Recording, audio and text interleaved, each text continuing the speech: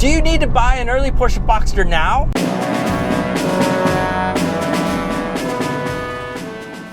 As I often do, I was checking out values of Porsches, and one Porsche in particular caught my sight. It's the one I drive, of course. The 986 Boxster values appear to be on the rise. If you haven't used it before, Haggerty has a valuation tool, and no, they're not a sponsor or anything, but it's a good tool, and it can show you historic values so you can see what cars are moving up in value, what cars are going down.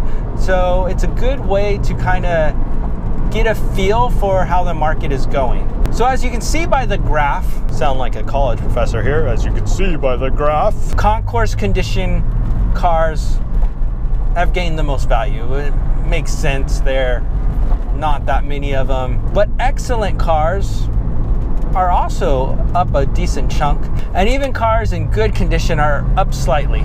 The value for cars in fair condition seems to have leveled. So why is this? Why are 986 Boxster prices starting to rise? I'm gonna give you 3 reasons for this. Reason number 1, cheap examples are getting trashed because people are buying them that can't afford the maintenance. You can buy a Porsche for $5,000, but if your budget really only affords a car that's worth $5,000, yeah, you can't keep that on the road. Besides that car is likely to have some needs. You pay a little bit more, get a well-maintained example, and you're less likely to have to pay as much, at least as quickly. Because of the cars getting cheaper and them getting trashed, good and excellent, and of course concourse examples are extremely rare. We've seen this with other cars. We've seen this with the 914s, with the 944s, 928s even have this problem. You even take cars like the 911 SC, which wasn't thought very highly of for a while, and you saw that as they got cheaper, a lot of them started to get trashed. Reason number 2, more people seem to be getting past the fear of the IMS Baron. The IMS Baron is a known issue with these cars. The earliest 986 Boxsters have a less than 1% failure because of a dual row bearing, but 2000 and on examples have a higher rate of failure. However, they're aftermarket retrofits that really make this easy to fix, and a lot of the cars have already had that done. For those that don't have that done, that can become a bargaining chip because you figure you don't put in $1,000 to $2,000 depending on what other work you're going to have done with it, because it's a good time to change your clutch. It's not to say there's not fear of the IMS bearing. A lot of people are still afraid of it, but it's just people are getting past that, I think.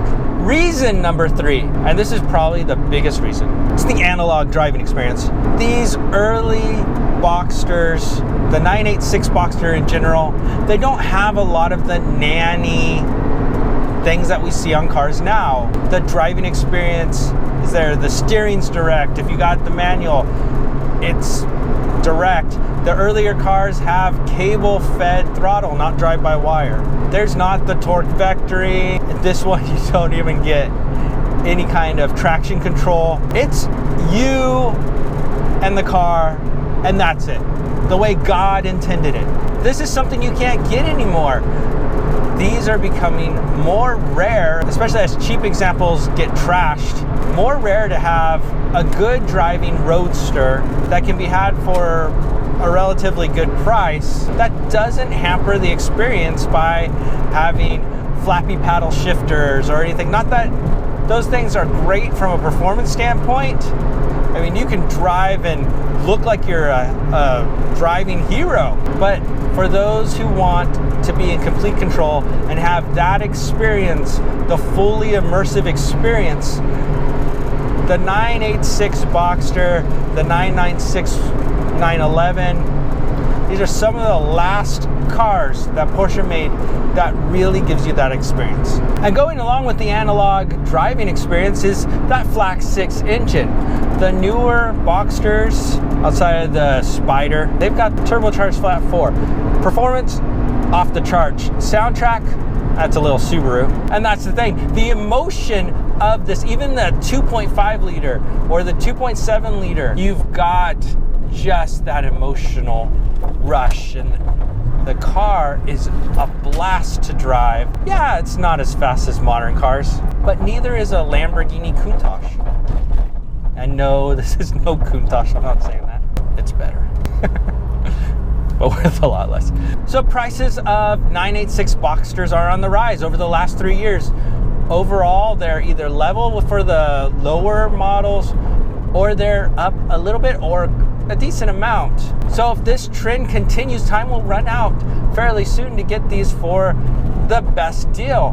Right now is probably the bottom of the market, and that's what you're looking for when you want to buy something that maybe you're not looking for a blue chip investment, something that is going to make you $1 million, but you might be looking at something that, hey, if I decide to sell this in 5 or 10 years, I've done maintenance like I would have to do on any car, but if I sell this in 5 or 10 years, can I make just a little bit off of it, or at least not lose money? And of course, there's too much traffic to put our foot in it and really get any fun, but fun's fun. So the key point is the 986 Boxsters appear to have depreciated as much as they're going to. You're probably not going to lose money if you buy one. That's a great thing. Will you get money? Well, I would love to say yes, because then I can sell this for a small fortune. But eventually, yeah, it'll go up because you can't buy cars like this anymore. But it'll take a little bit of time because they were built in too large of numbers.